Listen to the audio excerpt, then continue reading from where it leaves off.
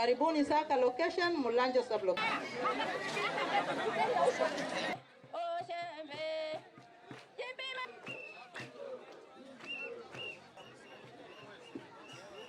Hatuwezi malizana na baa la njaa kwa kuenda kuomba msikitini na kuomba kanisani.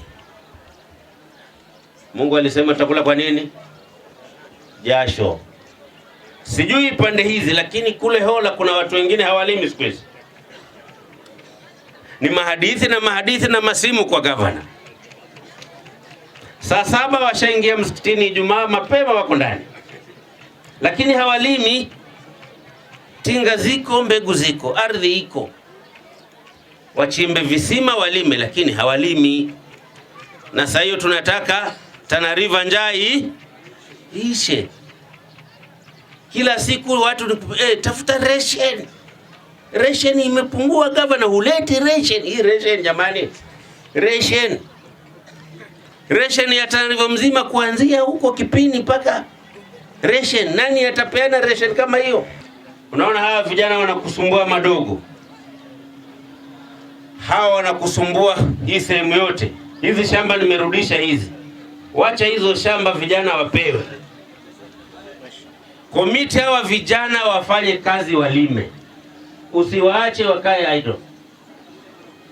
Pia Inuka Fund tunayo.